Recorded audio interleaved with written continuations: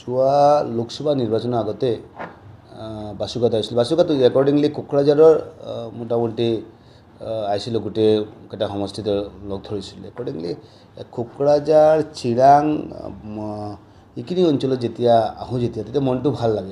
এইটো কাৰণে ভাল লাগে যে এটা পৰিৱেশটো যেতিয়া আপুনি চাব আৰু যে আমাৰ তাতে পৰিৱেশটো কি হয়, মানে থিকলি পপুলেটেড, একদম কনজাষ্টেড।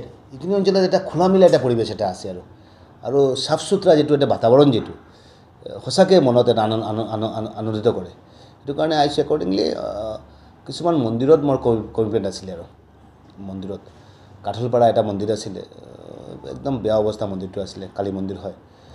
এই মন্দিৰত মই কৈছিলোঁ যে অকণমান সহায় কৰিম আৰু ইতিমধ্যে আমাৰ মাননীয় মুখ্যমন্ত্ৰী এটা স্কিম তেওঁ উপাসনীস্থলীলৈ টকা দিব। তো বিশেষকৈ প্ৰত্যেকটা ৱাৰ্ডৰ 4টাকৈ উপাসনীস্থলীত টকা দিব। মন্দিৰ, নামঘৰ, সত্ৰ এই যিখিনি আছে এইখিনিত টকাবিলাক দিব। তো মছজিদৰ টকাটো নলয়, সিহঁতে গভৰ্ণমেণ্ট মানি নলয়। তো একৰ্ডিংলি এই দিয়াৰ কাৰণে মণ্ডলৰ পৰা বা ভোটৰ পৰা কিছুমান নাম গৈছিল। একৰ্ডিংলি সিহঁতৰ লগত কথা পাতিলোঁ আৰু ব্যক্তিগতভাৱে কিছুমান সহায় কৰিলোঁ। তাতে ৰাজনৈতিক কোনো চিন্তাধাৰা নাছিলে আৰু পলিটিকেল চিন্তাধাৰা নাই, কিন্তু বাট উই আৰ পলিটিকেল। যেতিয়াই য'ত যাওঁ তেনে পলিটিকেল হৈ যায় বস্তুটো। পলিটিক্সৰ লগে থাকে আৰু এনেকুৱা অস্বীকাৰ কৰিব নোৱাৰি যে নাই পলিটিক্স নাথাকিব। যেতিয়া যেন বিধায়ক হয় পলিটিকেল কথা বাৰ্তাবিলাক আহি যায় আৰু এইটো বেলেগ কথা, কিন্তু আজি কোনো পলিটিকেল চিন্তাধাৰা নাছিলে। আৰু বাসুগাঁও আহিলেতো মনটোত এনেই মৰম লাগে, এনেই ভাল লাগে। এটা পৰিৱেশ, এই পৰিৱেশটো চাবলৈ আহিছিলোঁ। যেতিয়া ইলেকশ্যনৰ আগতে আহিছোঁ, ইলেকশ্যনৰ পিছতে যদি নাহোঁ তেনেহ'লে এটা কথা আহি যাব যে ইলেকশ্যনৰ আগতে আহিছে, তো কিবা কাৰণে আহিছে, ভোটৰ ৰাজনীতিৰ কাৰণে আহিলে, তো ভোটৰ কাৰণে আহিলে বা কিবা কাৰণে ক'বলৈ আহিলে আৰু ইলেকশ্যনটো শেষ, আমাক ভুলি গ'ল। এনেকুৱা এটা জাষ্ট এটা মানুহৰ এটা কনচেপশ্যনটো এনেকুৱা হয়। ইলেকশ্যনৰ আগতে মানুহক মনত পৰে, ইলেকশ্যনৰ পিছতে আৰু মানুহ ভুলি যায় আৰু আমি ভোটাৰকেইটা কোনো পাত্তা নিদিয়ে। এইটো কাৰণে অকণমান লগ ধৰিব আহিলোঁ, বেলেগ কোনো কথা নাই আৰু। হয়, ফেডাৰেশ্যনৰ লগত লগ ধৰিলোঁ, আমাৰ গোটেইকেইটা সম্ৰাটবাবুৰ লগত লগ ধৰিলোঁ, গোটেইকেইটাৰ লগত লগ ধৰিলোঁ আৰু একৰ্ডিংলি জিত পালো আছে সিহঁতৰ লগত লগ ধৰিলোঁ। মানে আল্টিমেটলি কথাটো হৈছে কি, আমি প্ৰত্যেকক সন্মান কৰা, আমাৰ সংস্কৃতিক যেনেকৈ আমি সন্মান কৰোঁ, আমাৰ কাষৰ সংস্কৃতিটো আমি সন্মান কৰিব লাগিব। প্ৰত্যেকৰ সংস্কৃতি, প্ৰত্যেকৰ সভ্যতা সংস্কৃতিক আমাক সন্মান কৰিব লাগিব আৰু অসমৰ সংস্কৃতি, অসমৰ সভ্যতাটো আমি জীয়াই ৰাখিব লাগিব। এইটো কাৰণে একৰ্ডিংলি আমাৰ কি প্ৰব্লেম আছে, আমাৰ যিখিনি প্ৰব্লেম আছে এইখিনি প্ৰব্লেম কেনেকৈ শ্বৰ্ট আউট হ'ব, একৰ্ডিংলি আমি দেখিছোঁ আমাৰ মাননীয় মুখ্যমন্ত্ৰী ইতিমধ্যে বহুতখিনি সিদ্ধান্ত লৈছে গোটেই অসমৰ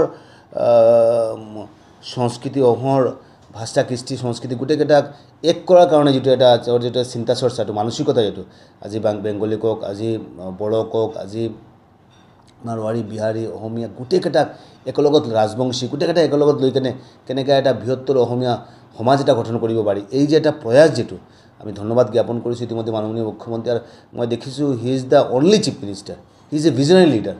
ভিজন থকা এজন হয়, যেনে প্ৰত্যেকটা সৰু কিবা হ'লে, অসমৰ কিবা এটা সমস্যা হ'লে আৰু ইতিমধ্যে হ'লে তেওঁৰ যিটো এটা চিন্তা চৰ্চা, এইটো কেনেকৈ ছল্ভ কৰা যায়। আৰু আমি দেখা পালোঁ যে নট অনলি অসম, আজিৰ দিনত ভাৰতবৰ্ষৰ প্ৰেক্ষাপটে আটাইতকৈ জনপ্ৰিয় মুখ্যমন্ত্ৰী হয়। এইটো হোৱাটো একদম চিম্পল কথা নহয় আৰু যে এজন অসমৰ 3,30,00,000 পপুলেশ্যন, তাৰ মাজত এজন মুখ্যমন্ত্ৰী যাই কিনে গোটেই ভাৰতবৰ্ষৰ মাজত এজন পপুলাৰ চিফ মিনিষ্টাৰ হৈছে, এইটো একদম সৰু কথা নহয় আৰু। আজি যিটো বেলেগ এটা ষ্টেটৰ যিটো যেতিয়া পপুলেশ্যন 25 কোটি, 21 কোটি, 10 কোটি, 12 কোটি, 15 কোটি, 16 কোটি, আমাৰ পপুলেশ্যন 3,30,00,000 হয়। তাৰ মাজত আমাৰ চিফ মিনিষ্টাৰ গোটেই ভাৰতবৰ্ষৰ মাজত পপুলাৰ এজন চিফ মিনিষ্টাৰ হয়, he is a unique leader.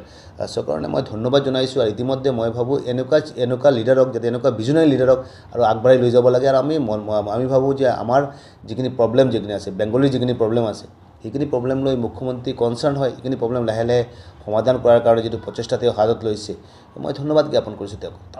দেখা গৈছে এনআৰচিৰ সময়ত যিসকলে বায়'মেট্ৰিক দিছিলে তাৰ সমস্যাটো সমাধানৰ কাৰণে মুখ্যমন্ত্ৰীয়ে প্ৰতিশ্ৰুতি দিছিল যোৱা লোকসভা নিৰ্বাচনৰ পিছত।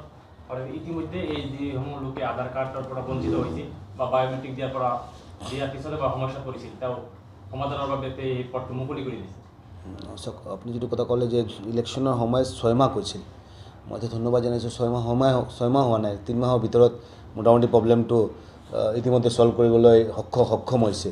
আৰু মোৰ কথাটো হৈছে কি, আপুনি চাব কেনেকুৱা মানে এনেকুৱা এটা মাইণ্ডছেট হৈ গৈছিল মানুহৰ, মোৰ পৰিয়ালৰ 5জন মানুহ 4জনৰ নাম আছে NRCত, এজনৰ নাম নাই। সি হেৰি কৰিব পৰা নাই, এডমিশ্যন ল'ব পৰা নাই, তাৰ চিকিৎসা কৰিব পৰা নাই। কেনেকুৱা বেদনাদায়ক কথা। আৰু 5জনৰ মাজত এজনে কৰিব পৰা নাই। আমাৰ 10 ভাই কৰিব পাৰিছে, 2 ভাই কৰিব পৰা নাই। এইটোতো ভাল কথা নহয়। এই কথাখিনি মুখ্যমন্ত্ৰী অনুধাৱন কৰিলে, আৰু মুখ্যমন্ত্ৰীৰ কথা মতে যে ডিবুটাৰ সমস্যা, আজি আধাৰ কাৰ্ডৰ সমস্যা, আজি যিখিনি সমস্যা আছে ইতিমধ্যে নটিফিকেশ্যন কেইটামান ওলাইছে।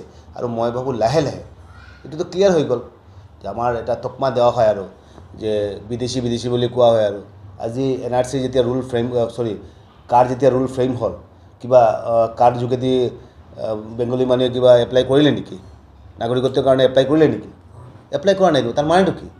মানেটো 71ৰ পিছতে বেংগলী মানুহখিনি 71ৰ আগতে প্ৰব্ৰজন হৈছে, 71ৰ আগতে হেৰিয়ালৈ আহিছে। আৰু বহুততো আছে 100 বছৰ পুৰণীয় বেংগলী তাতে অসমত আছে। এইটো আমি অস্বীকাৰ কৰিব নোৱাৰি। এইটো কাৰণে আজিৰ দিনত যিটো পৰিৱেশ হৈছে এইটো জল পটপট হৈ গ'ল। আৰু যে বেংগলী মানুহকেইটা 71ৰ পিছত অহা নাই, যিখিনি মানুহে আমাক কৈ থাকে, আৰু এইটো প্ৰমাণ হৈ গ'ল। আৰু আজি নাই, বেংগলী মানুহ 71ৰ পিছত নাই। এইটো কাৰণে এইটো একদম ক্লিয়াৰ হৈ গ'ল। আৰু মই ভাবোঁ যে মুখ্যমন্ত্ৰী ডাঙৰীয়াৰ যিটো এটা চিন্তা চৰ্চা, এইটো যোগেদি বেংগলী মানুহৰ যে ইমান দিনৰ যিটো এটা সমস্যা আছিলে, গোটেইকেইটা সমস্যা সমাধান হ'ব বুলি ইতিমধ্যে যিটো প্ৰক্ৰিয়া হাতত লোৱা হৈছে, এটা এটাকৈ সমাধান হ'বলৈ 2টামান নটিফিকেশ্যন ওলাইছে। আধাৰ কাৰ্ডৰ সমস্যাটো সমাধান হৈছে। আৰু মই এইটো 6 মাহৰ ভিতৰত কৈছোঁ, নিশ্চয় 6 মাহৰ ভিতৰত এইখিনি সমস্যাটো সমাধান হৈ যাব বুলি মই আশা ব্যক্ত কৰিছোঁ।